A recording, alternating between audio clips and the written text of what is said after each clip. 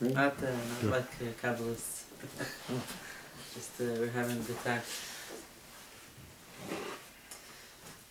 Welcome to Tanya Class. We're studying chapter 30 tonight. Still in the topic of different common disturbances that the Benoni may experience, things that don't let him move along and proceed and grow in his service of Hashem. So we're talking about depression, sadness, and then we in chapter 29 we began to speak of apathy, timtum halev. It's called in the Hasidic lingo that the heart is blocked. That a person, he knows what's right and he knows all the information, he believes in it, but it just doesn't. He can't bring it to action. There's a separation between what his mind understands and what his heart feels. And as much as he tries to bring it into his heart, it doesn't get into his heart. So sometimes you think that the problem is you're not learning the right information. But this is not the case. You have everything right. It's like the example that we bring is of a piece of wood that's not catching fire. So you think maybe I need more fire. What you really need is smaller wood. You have to break the wood, and that's the importance of the avodah of having the service of having a lev nishbar, a broken heart. The person has to break his heart in order to let the light of the Shekhinah catch on. His heart, meaning the animal soul, has to get a little beating. And that comes with humility, I guess. No, being anav. I guess. So that's the topic of chapter 30. So in chapter 29, we learned how a person is supposed to break himself by looking into himself. All the things that we said earlier you shouldn't do, because they lead you to depression. They may lead you to depression. Here, the Alter Rebbe says you should do them because that's what breaks your heart. First of all the sins that a person may have done. Sometimes when you scream at the Yetzer Hara, so the Gemara says a person should always make the Yetzer Tov angry at the Yetzer Hara. Because the Yetzer Hara is by nature a klippa. This is a point that we didn't really get into last week, so I want to maybe start with this and then move on to chapter 30. The Yetzer Hara is a klippa? Is a klippa in the sense of the sitra after that, which is the other side, which isn't holy, and it's called in the food chain. The klippa belongs at the bottom. It gets the least life from Hashem, and it's the lowest. But they're scavengers usually. The bottom, I don't know, unkosher. Yeah, that's but the Yetzer Hara is low. Why does Yetzer Hara have such power over us? It's a power that Hashem gives it in order to test us and to give us an opportunity to shoot it down, to break it down. Like it says, if you'll fly, I think it was in the Haftarah last week, if I'm not mistaken. If you'll fly as high as an eagle, I will bring you, Hashem is telling Esav, I'll bring you down from there. The Yetzer Hara on its own can't have the upper hand over a Jew unless the Jew allows it, because the only reason why it has the ability to rise is in order to challenge us. But the truth is that it doesn't have any real strength, and that's why screaming at it, and we said calling it different names that the Torah calls the Yetzer Hara. A person has to spend time just paying attention to how evil his evil is. And that itself is a way to break it, because it doesn't have any real weight. It's all a bubble, and you have to burst the bubble. That's what you do by focusing on the coarseness and the lowliness of the animal soul, which unfortunately is us. The tzaddikim, it's different. By them, their self, their me, their I is godly, and their body is secondary. Like it says Hillel, when he would go eat, he said, "I'm going to do tzedakah, to do chesed with my poor one, my poor body," which was like something that he schlepped around with him. His mind was focused on Torah and on godliness. Hillel Hazaken. Hillel Hazaken, yeah, the famous sage Hillel. So that's really the answer. Why, if the Yitzhar is so powerful and so strong, so focusing on how evil he is, you would think would make it scarier. Sometimes ignorance is bliss. If you realize how the animal soul is so evil, it's enough that I'm dealing with it already now. You want me to focus on how evil it is? That's the interesting thing over here, is that when you focus about how evil it is, it loses its power. Because its whole power is just hot air. And by screaming at it, it puts it back into its real place. But screaming at it doesn't make it stronger because you're paying so much attention to it. So now, that's what we're saying. So when do I need to do this? If we said that's the interesting point. What the things you're thinking about are the very things that we said earlier. Don't think about, because they'll lead you to be depressed. Right. You're giving it power over you. That's if you're in an energetic mode and your heart is open.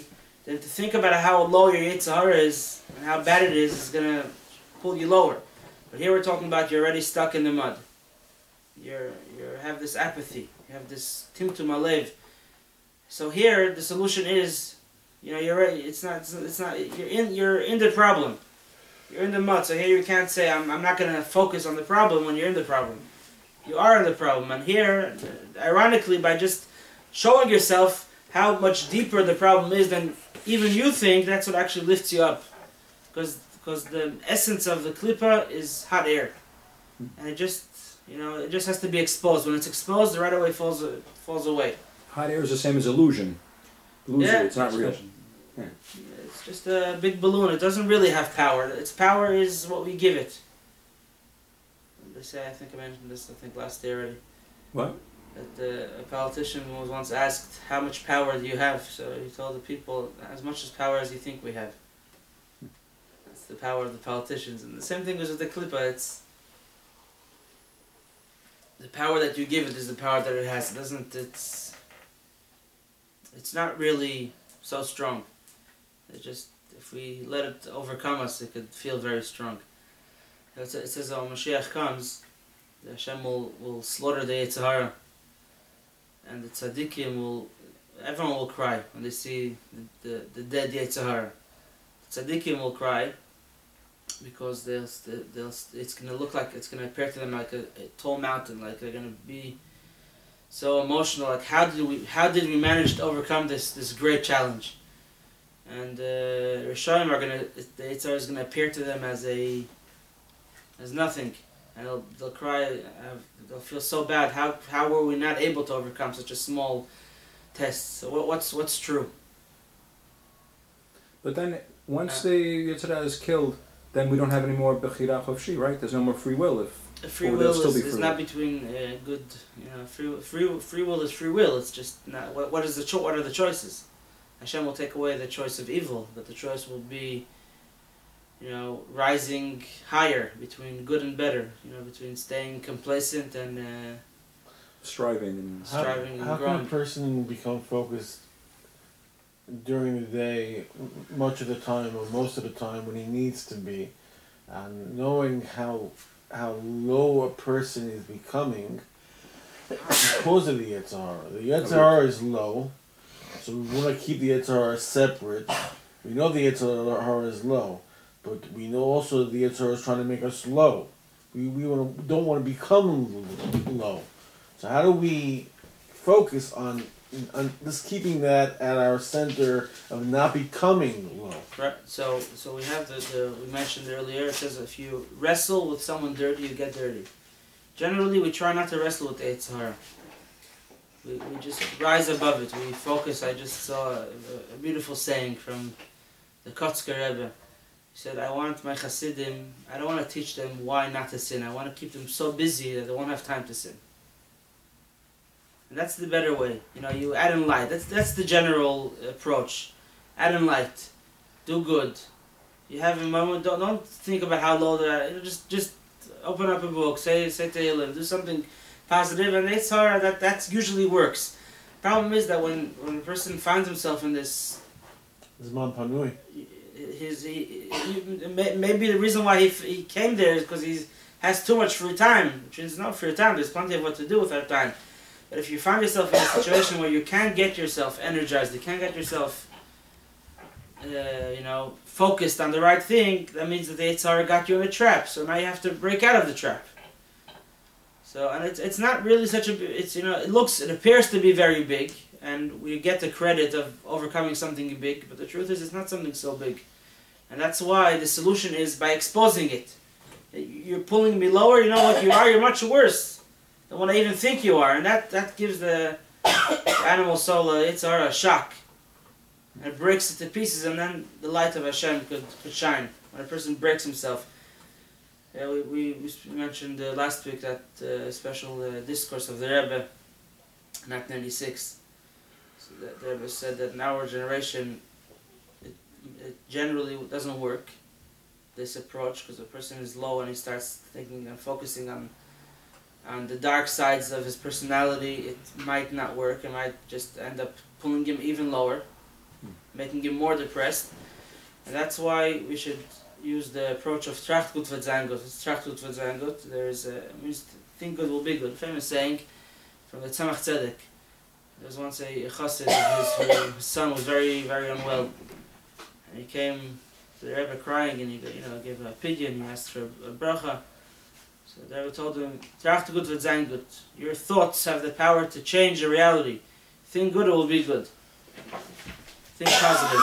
Positive thought. Something today that I think in psychology they came to realize the power of positive thought. Over not only how to handle hardships, but it also changes certain things. Even the science came to realize this concept.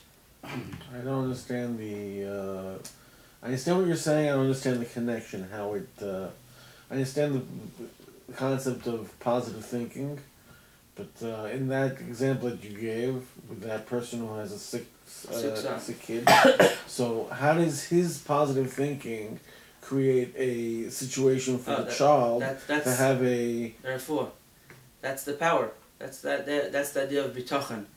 Really, what's bitachon? That I have total trust in Hashem that everything will be good. Not only I believe that whatever Hashem does is for the good. That's one level. A higher level, the true meaning of bitachon is I have faith in Hashem. I put my trust in Him that He'll do good, and that trust creates. It's in a way even stronger than prayer. So the Baal Shem Tov once said that if a person has bitachon, nothing bad could happen to him. What happens if God has to punish someone for sins? So Hashem takes away his bitachon, and then anything could happen. If a person has that approach, positive thinking, think good, that changes the reality. It has the power to change the reality if you truly focus on the good.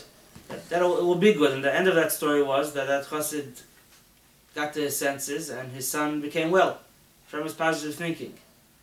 So now, for many generations, this was applied to physical things. Think good will be good in spirit, in physical, and parnasa, and health, and shidduchim, whatever it is. And here in this discourse, there comes and says it works also in spiritual things. You're not in a good situation spiritually. Think good, it will be good. Instead of now, there are the solutions of, you're in the mud, deal with it. All this that we're learning over here, but. If that works, it's good. But if it'll just pull you lower, then the only solution you're left is to think good, it will be good. It will change also your spiritual situation. It would take a lot of strength, to remain positive. Yeah, it's the hardest not easy. thing in the world, It's not. It sounds it's a very nice saying to say, and it's not easy. It's not tough. Bitachon is one of the hardest things for a person to really put his life in Hashem's hands and let Hashem run the show, but also feel Hashem runs the show regardless. But to feel calm. But the idea of bitachon is that the person feels calm because Hashem is running the show, and he trusts that Hashem will run the show in a good way, in a good way that he could also understand. That's why it's calm. If a person believes in God and Hashem deals with him in a tough way, it doesn't maybe you believe, but it doesn't mean you're calm. It doesn't mean you feel secure. Bitachon means to feel secure. When a person says Hashem Yaseh et Tov, it's sort of giving up, sort of But stand. Hashem will do what's good in His eyes. That's not bitachon. That's emunah. Yeah, you know, it's faith in that Hashem does the right thing. Bitachon means faith that Hashem will do the right thing for me. You know, what I consider good and proper. Now, obviously, doesn't mean you can't say I'm going to go work on Shabbos and have bitachon that I'll make money. It could work in a sense, but that's not the proper way. But when a person has true bitachon in Hashem, automatically the Rebbe discusses this point. And you have to have schus for that. Huh? You have to have schus for that. For what? For a person to get to that madrega to say that I'll have a bitachon and Hashem will do for me. Oh, you have to have very good point that you bring up. So the Rebbe teaches that the very fact that you have such strong bitachon in Hashem is the schus. And it brings, and of course, it brings a person to better his ways. When a person has such, you know, you can't have such trust in Hashem at the same time do whatever you want. Someone who has such a real trust in Hashem that he feels calm. He's not troubled by what's going on around him. He has trust in Hashem. He feels calm, and that in itself, that you know, like what Charlie was saying, that is, it's work. Positive thinking is work, which automatically lifts you up and gives you a schus to deserve all those things that you're hoping to get from Hashem. Anyway, that's a side point. So we could talk a lot about it. It's also an important topic. In any case, so here and the last point in chapter 29 is that if a person has doubts in his faith in Hashem, happens to people sometimes. They have all different doubts in their emunah. They're troubled by different questions and different.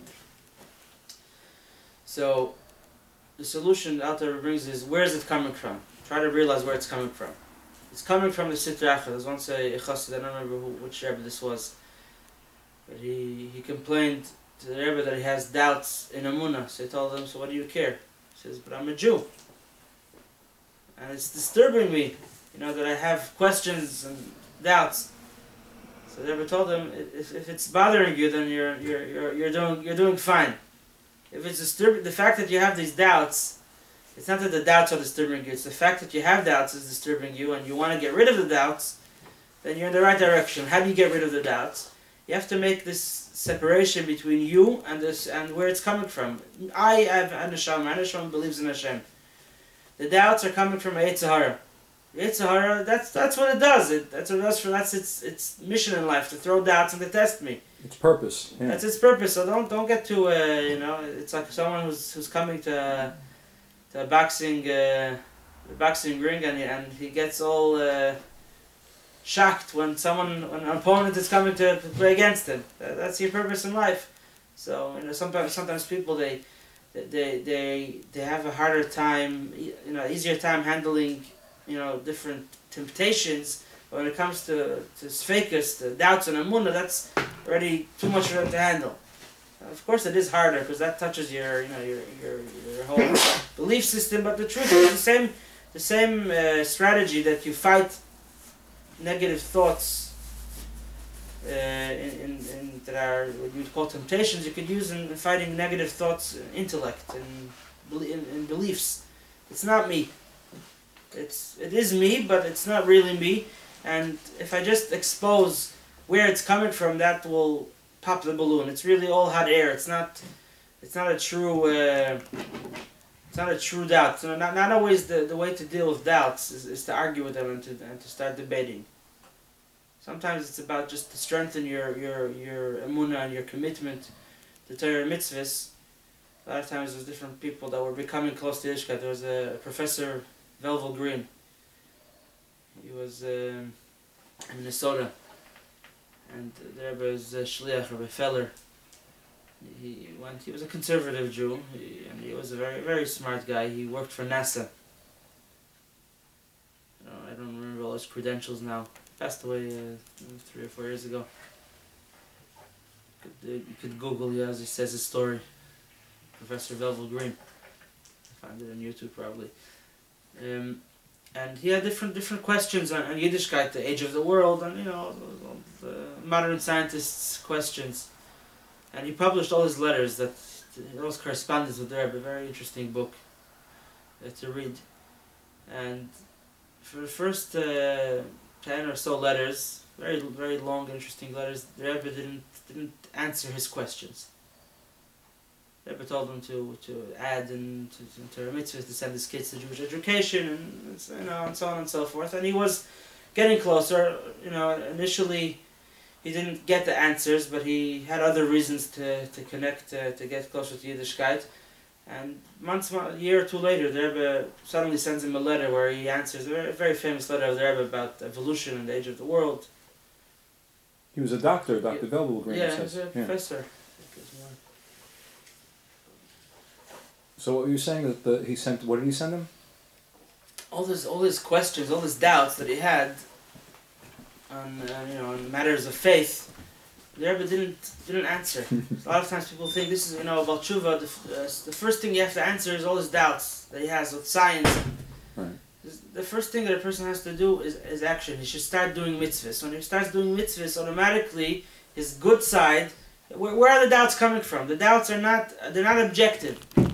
We sometimes like to think of that temptations are me, but when I have doubts and matters of faith, it's my objective self, and I'm speculating and I'm thinking.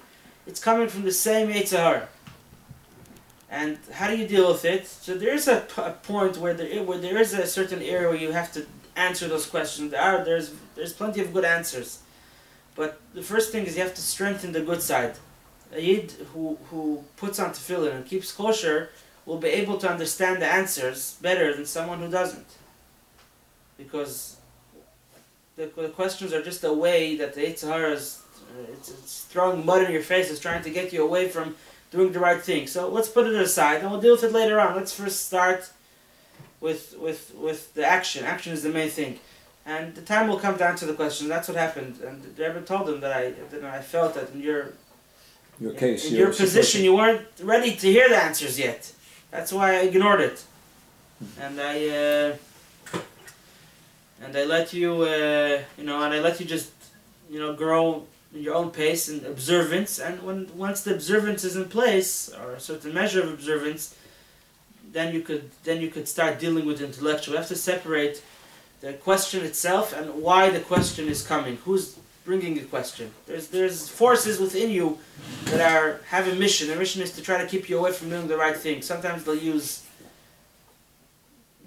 improper thoughts, and sometimes they'll things that are not modest, and sometimes they'll use intellectual distractions. But it's all distractions, and that's why not always the way to deal with a distraction with an intellectual question is by right away answering it. Sometimes you have to just strengthen what is good, which is the observance. If a Jew does a mitzvah, automatically it lifts him up, brings him better, and then his mind could understand the answers and could settle all these questions. There's a famous saying that a believer has no questions, and a skeptic will take no answers. If it was an objective intellectual topic, then I have the question, I get the answer. It's a good answer or it's not a good answer. I go on. But we see that those who are believers, questions don't throw them off, and those that are skeptics, and no answer will satisfy them, because there's something deeper over here, on both sides. The believer is someone whose faith in Hashem is coming from something which is super rational. And that's why the rational is a step below. My belief in Hashem is so strong that rational questions don't throw it off. I might have a question, I might want to seek an answer, but it's not disturbing me.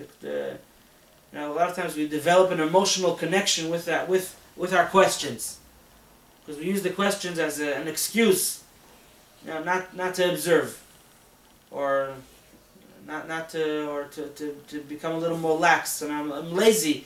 So the questions are sort of a psychological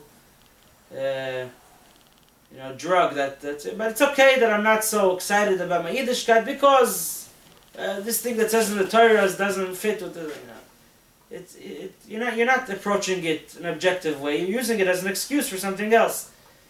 So the problem is something deeper. So the believer is beyond the intellect, and the skeptic is below the intellect, and that's why answering the question will not help him. Just like asking the question won't disturb the believer. What you have to do is you have to make the skeptic into a believer, and then the questions are questions, and there are answers for them. And then you could once the skeptic becomes a believer, and the way to do that is not by arguing. Arguing will not make him not a skeptic. Arguing will just make him more of a skeptic.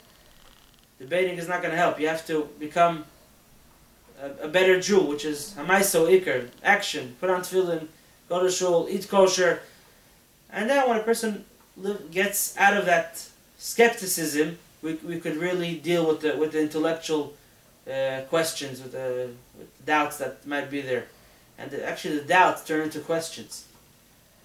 Doubt is not really an intellectual position. A doubt is that I'm doubting the validity of something. If I'm an objective, I have an assumption, I have a question on it. It doesn't right away. The question doesn't have to, knock down the whole thing. Every scientist who develops a theory, so he believes in his theory, and when the questions come, he tries to answer them. If they don't, unless the questions are so strong that they really debunk his whole theory. So that's that separation that we have to make between the questions, the doubts, and the person himself. The doubts are a tool that the Yetzer Hara uses to get him away from doing what's right. So not to take them too seriously.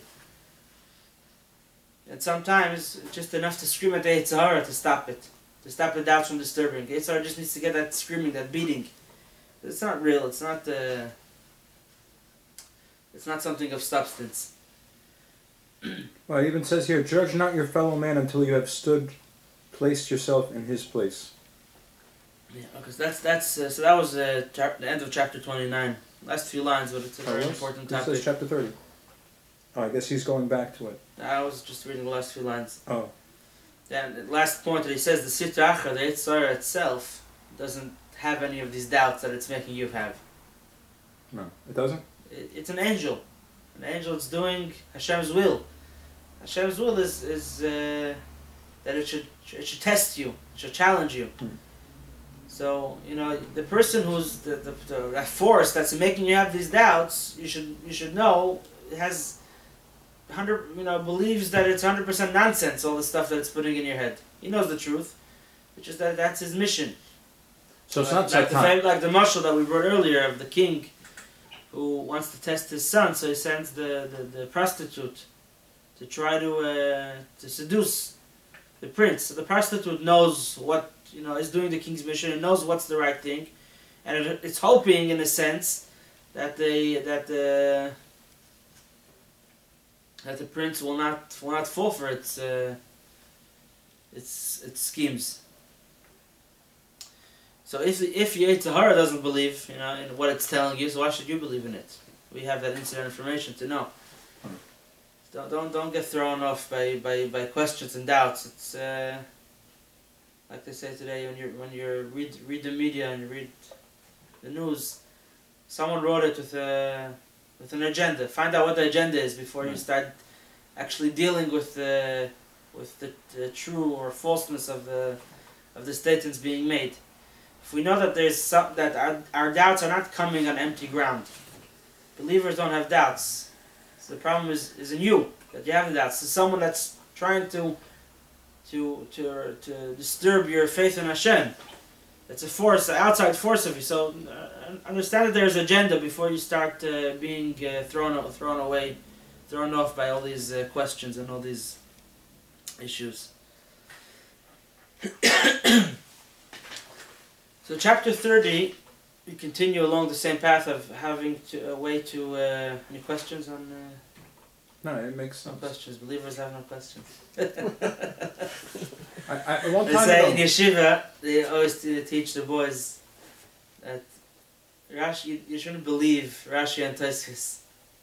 Really? What does this mean? No Of course. questions on Rashi. What does this mean? No, it says you have to. You're not allowed to take. You can't take their words at belief. Why? Because Torah, you're supposed to understand.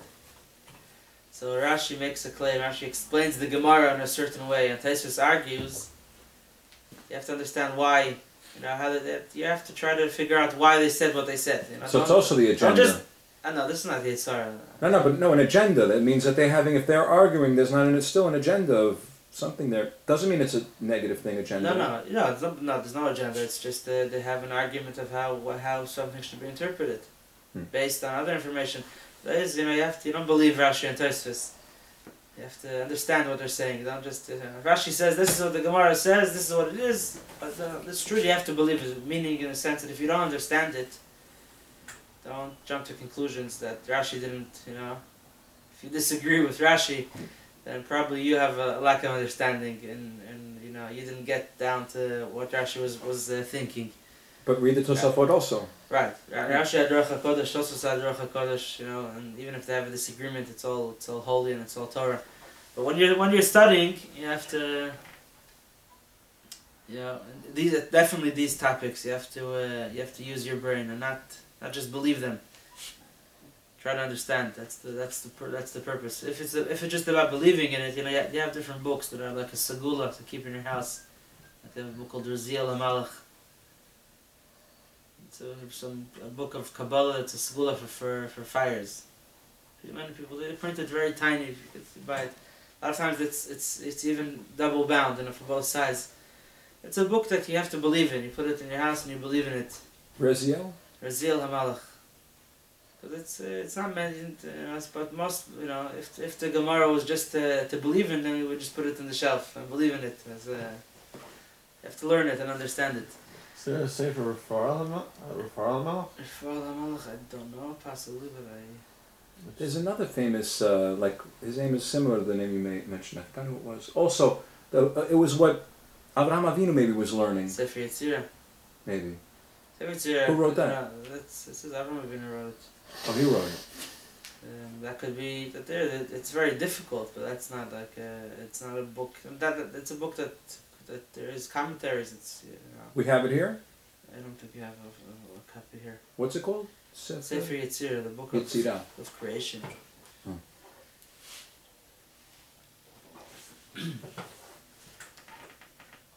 Alright, so just to sum up, the Yetzer Hara has an agenda, and its agenda is that it's testing you, and that's why its power is not real.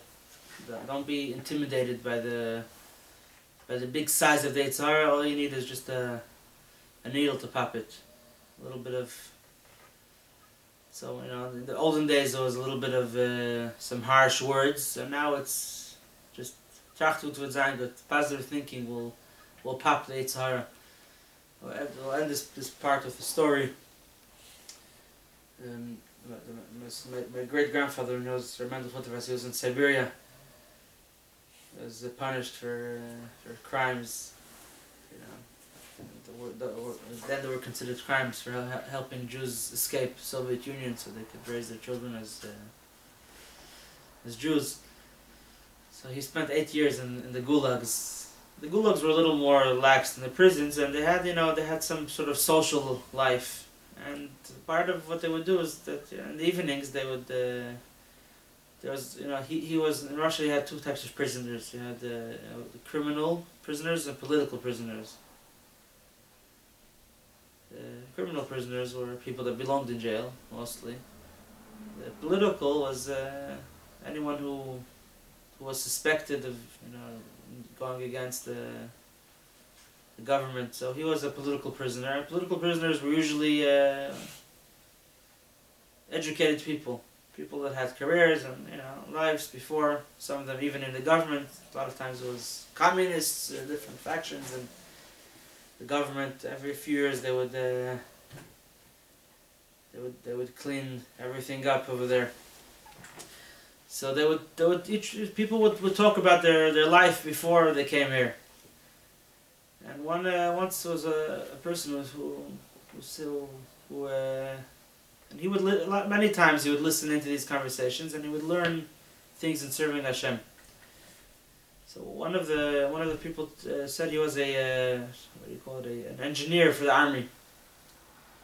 And they had one of the issues that they dealt with was that a lot of times when you're in a war and the enemy is escaping, they would blow up the bridges, and that would obviously hold back the army from pursuing the enemies. And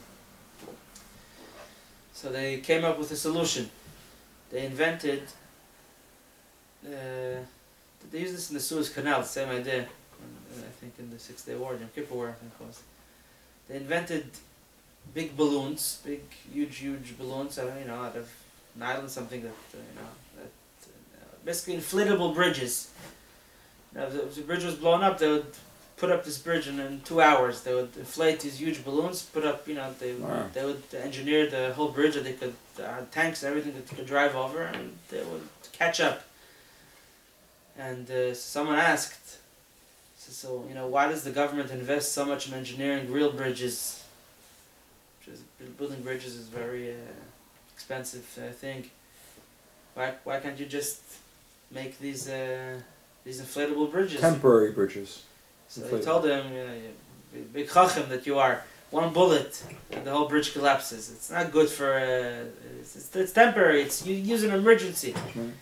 See, sometimes you have a big bridge. It looks huge. It looks very tremendous, and it could carry tanks on it. But the truth is, it's all full of hot air.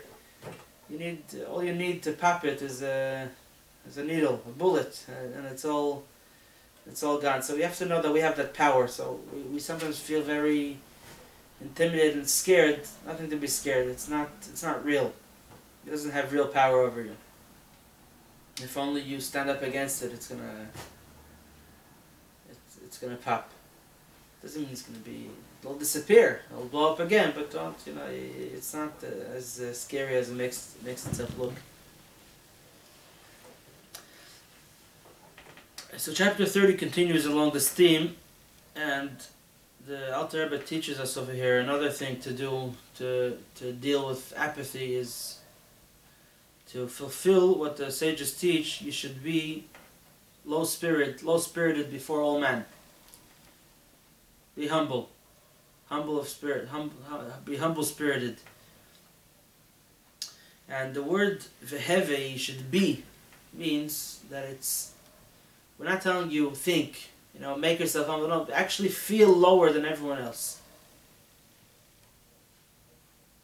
Even someone very low, so it's called the kalsha bekalim, the lowest of low, the light-headed person, a sinner. You should feel less than him. And a sinner? A kalsha bekalim. A sinner? And a sinner, yeah. What does it mean? A sinner? Person that's his tongue, that's the statement of the Mishnah.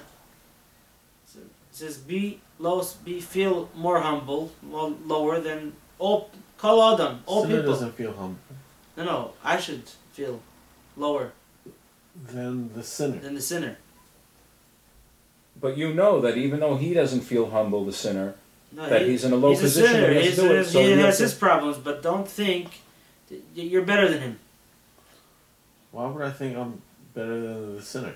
Why do you think that you're better than the sinner? Because you probably are. In many cases. No, but the sinner's probably, he could be super wealthy, or he could be super this or that, or look at these people in Hollywood now. But they're sinning, or they're... We're talking about spiritually. In their spiritual state. You shouldn't feel that you're better than them spiritually. Even though you might, if you look at the track record, you probably are.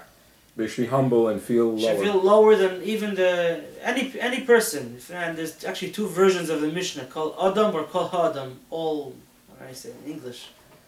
In Hebrew, the difference is that sometimes the word Adam is reserved only for Jewish people, and sometimes it means all humans. When it says Ha'adam, when it says Adam, it refers to Jews. If it says Ha'adam, all mankind, refers also to Gentiles.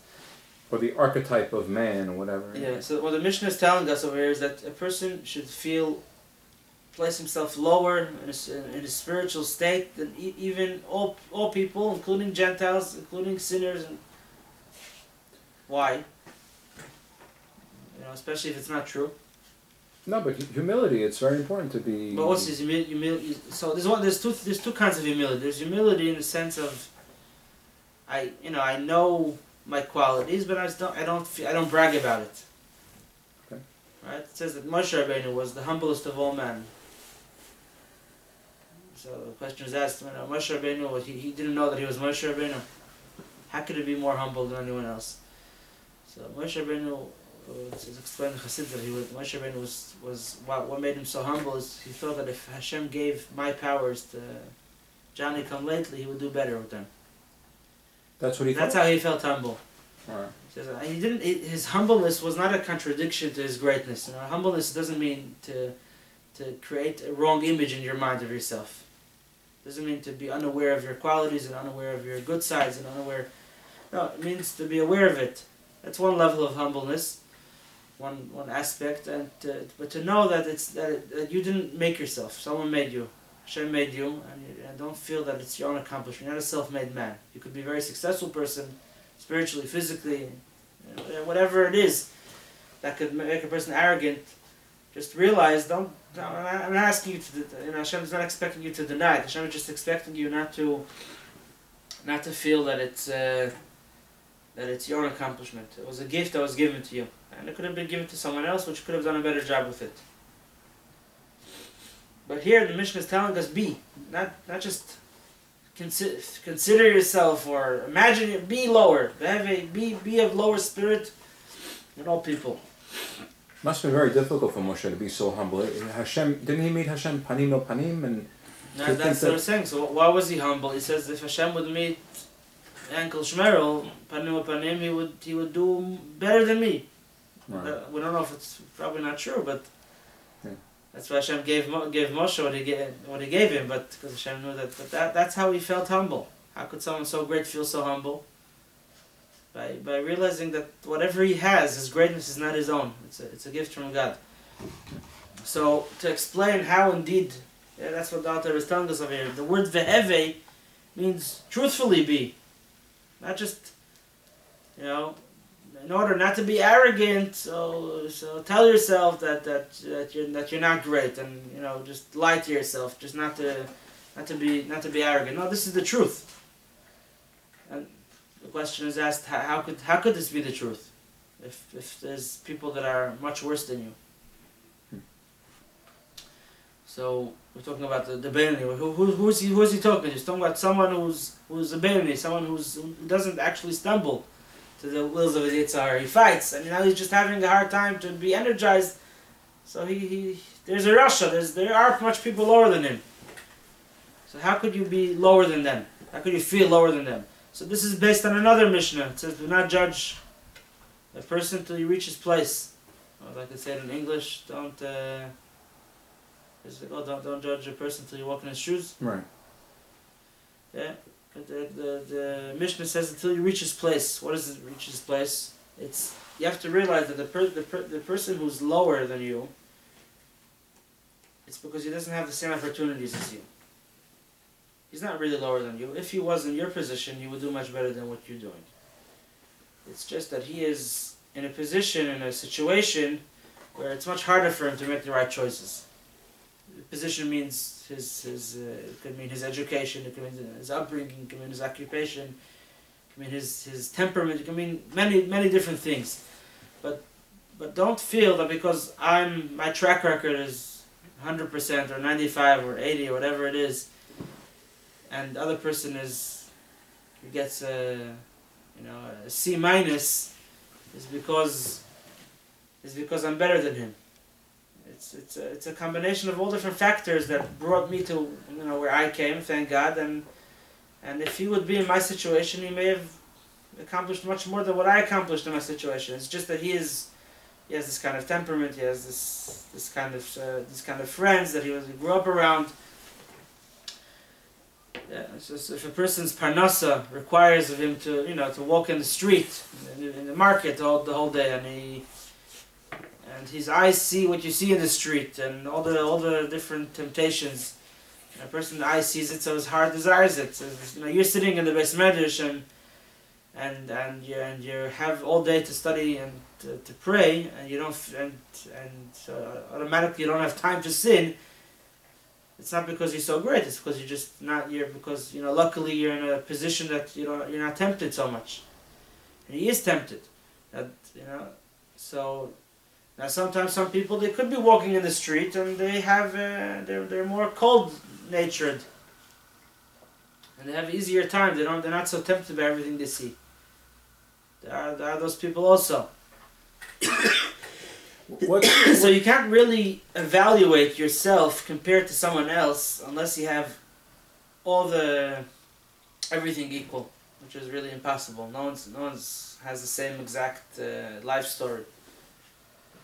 So don't feel that you're that you're better than someone, because you're not. You haven't been through what he was through, what he is going through on a daily basis. Now it doesn't mean it's an excuse.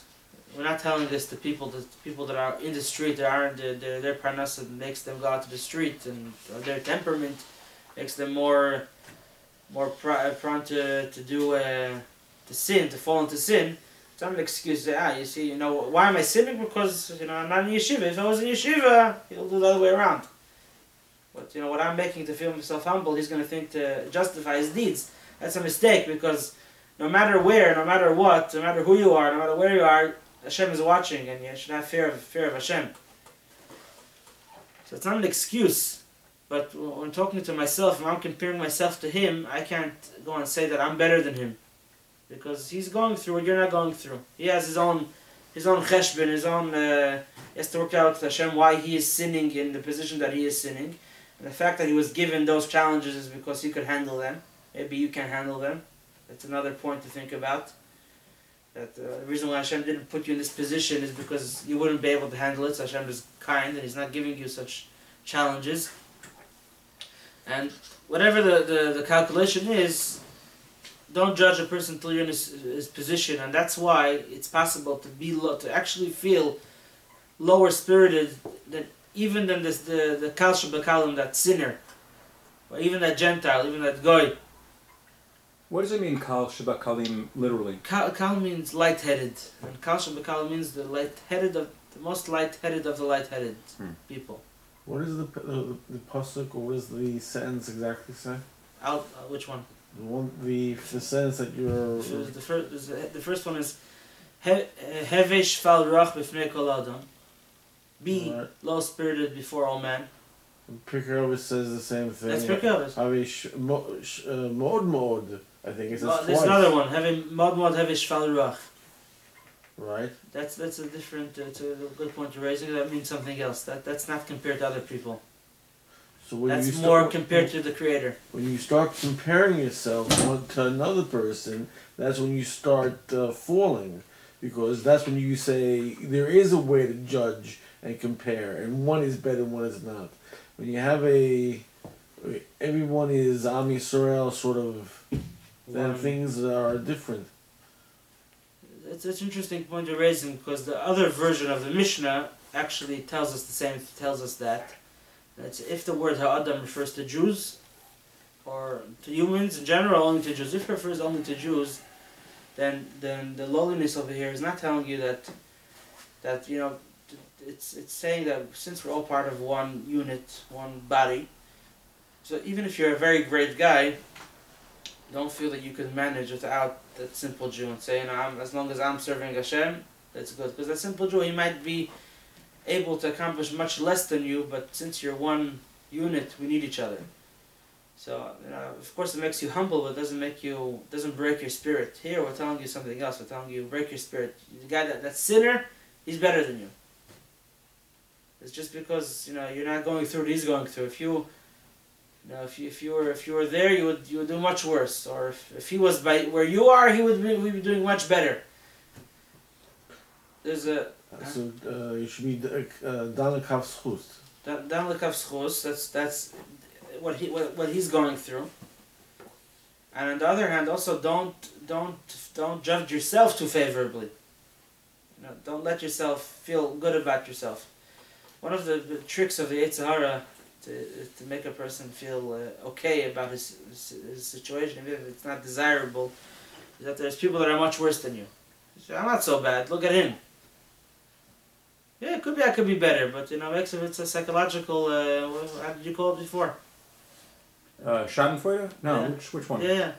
The relief you feel when something bad happens to somebody else instead of you? This is something similar.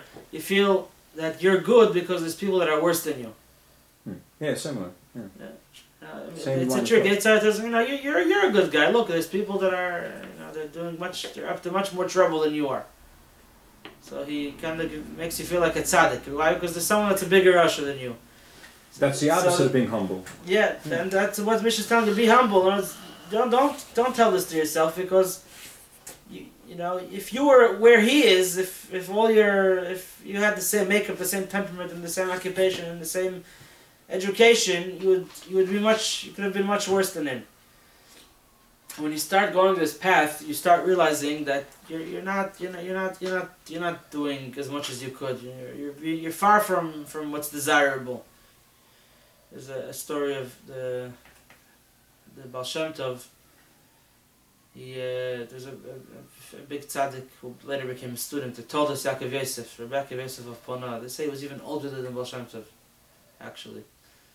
Why? How long did Baal Shem Tov live? What, in years of life? In his life, he was older, but he became his student, and Baal Shem Tov wanted him to become a student, and they had he was a big rabbi already.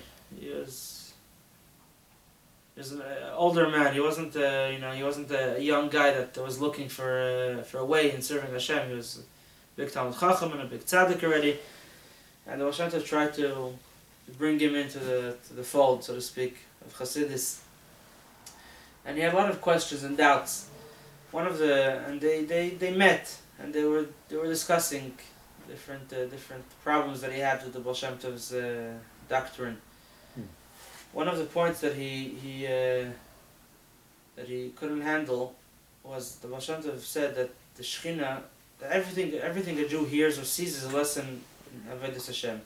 In other words, that the Shekhinah, Hashem speaks to us through anything. So some people, there's prophecy, Hashem speaks to tzaddik and prophecy, and then there's sometimes Hashem sends us messages through anything, through a goy. Signs, kaviyachol. Yeah. So